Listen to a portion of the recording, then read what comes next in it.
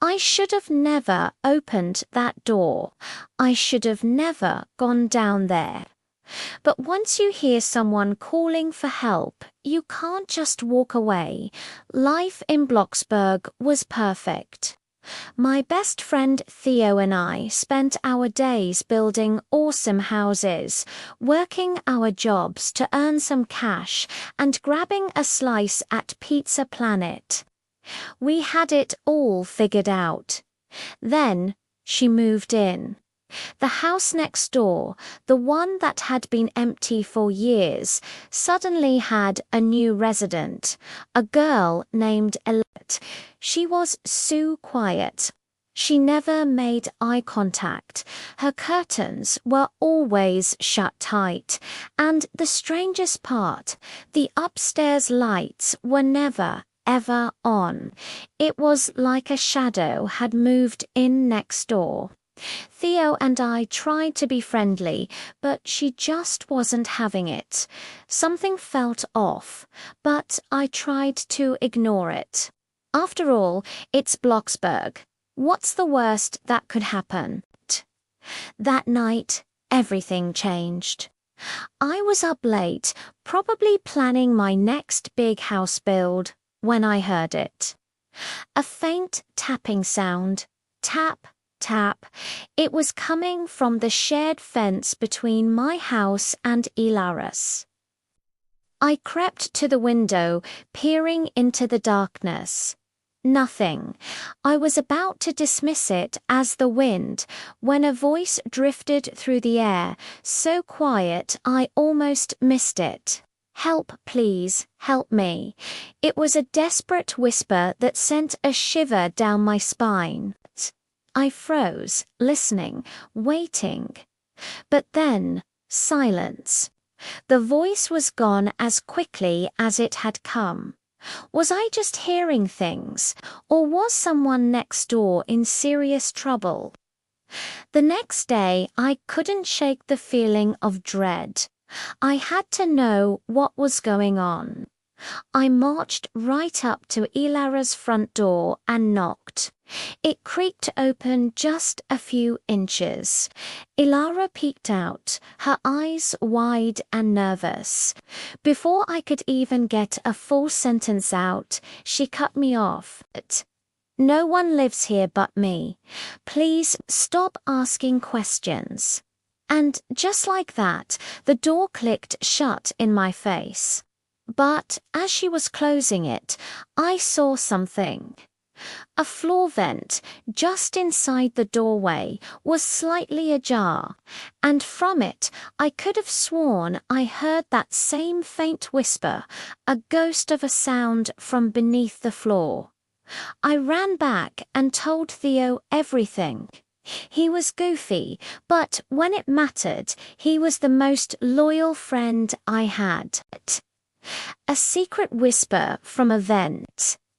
Myra, this is getting weird. We have to check it out. That night, under the cover of darkness, we snuck into Ella Rowe's backyard. We found the basement window was unlocked. Slipping inside, we tiptoed through the dusty, cluttered space. Behind a stack of old crates, we found it. A section of the concrete wall looked different. We pushed the crates aside, and our flashlights revealed a door. Not a normal durite was sealed shut, with no handle, no hinges, just a solid slab set into the wall. And carved crudely into the concrete above it were 3 words: "Do not open." Theo looked at me, a grin spreading across his face. "So, we're opening it, right?" I just nodded. There was no turning back now. With a crowbar we found in the corner, we managed to break the seal. A wave of cold, musty air hit us.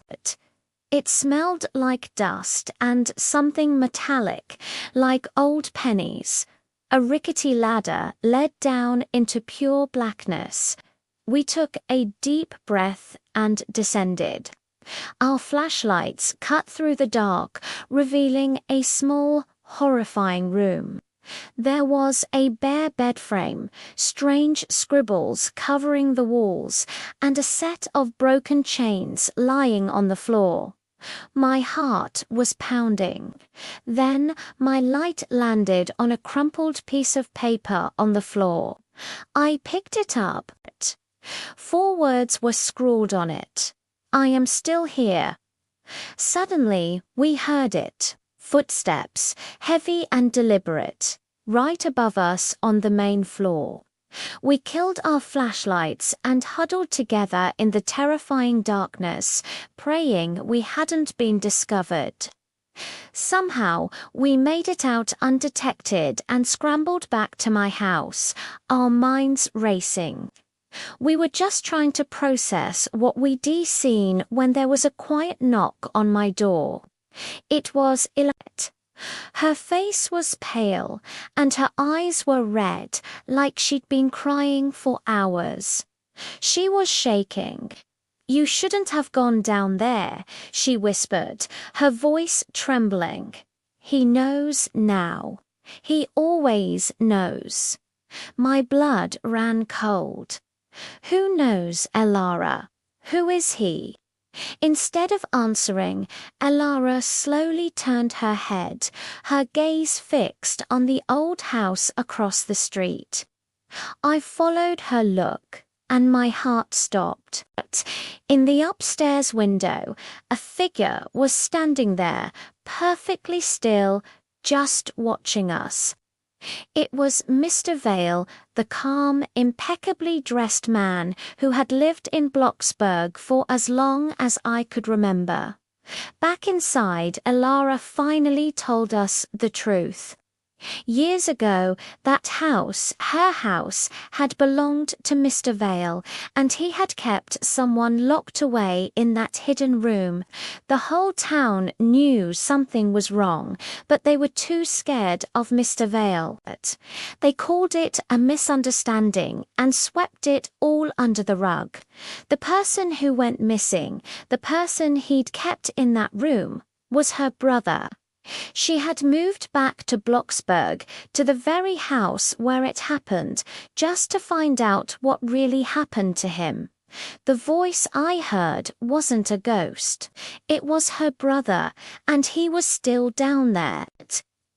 We knew we couldn't just leave him.